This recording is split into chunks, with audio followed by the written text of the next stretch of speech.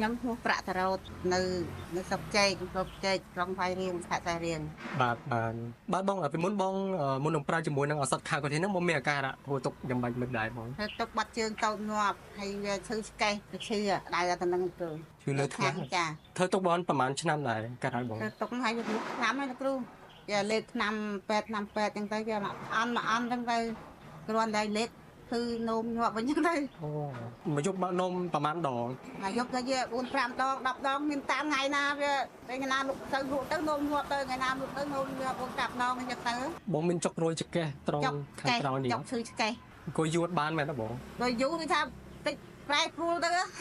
វាអង្គុយបាត់ដៃបាត់ជើងអញ្ចឹងវាប្រែព្រួលទៅវត្តអីចឹងបាត់ហើយវាដងដូរទៅឈឺឆ្កេះឈឺខ្នងបងឲ្យបច្ចិតទីបានទេថាមកយប់ប្រហែលដងដែរទីកណ្ដាលការនោមបងណាខ្ញុំគាត់លេបហើយ10 ដងគ្រូយប់ហើយថ្ងៃអញ្ចឹងយើងហូបទឹកបានអញ្ចឹងថានោមវល់ហេតុហ្នឹងហូបទឹកបានបំទៅហូបមិនទៅនោមទេថ្ងៃហើយធ្វើទុកពេលយប់វិញចាធ្វើទុកយប់នោមទៅបានដេកទេថ្ងៃណាខ្លះនោមរហូតទៅ10 ដងអញ្ចឹងទៅធ្វើទុកអស់រយៈពេល2ឆ្នាំហើយណាបងចាបាទណាបងអញ្ចឹងពេលដែលបងបានប្រើជាមួយនឹងឱសថខាកូធីនេះគឺបងប្រើបានប្រហែលកំប៉ុងដែលមានអារម្មណ៍ថាទិញធូវាប្រើ2វគ្គអញ្ចឹងវគ្គមុនបងអស់2កំប៉ុងអស់2កំប៉ុងបានធូអញ្ចឹងទៅ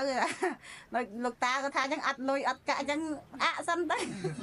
នៅចាប់ដើមប្រើអស់2កំប៉ុងទៀតហើយលោកគ្រូអស់4កំប៉ុងហើយមានអាការៈធូបានប្រហែល%ដែរធូបានវា80%ហើយឥឡូវហ្នឹងបងមានអារម្មណ៍ថាការនោមរបស់បងពីមុនហ្នឹងដែលថានោមមួយថ្ងៃមួយយប់10 ដងណាឥឡូវកាត់បន្ថយបានប្រហែលលើសមបានដងថយបាន50%លោកគ្រូថា10 ដងចឹងបាននៅ5 ដងអញ្ចឹងមួយយប់លោកគ្រូថាខ្ញុំតាមផ្ញើតាមពីណាមានជំងឺដូចខ្ញុំមានតែបាត់ជើងតូចញាប់ហើយគឺលើថ្ងាសគឺកេះអីទៅមកប្រើខែវិធីហ្នឹងទៅបាត់ដូចខ្ញុំហើយ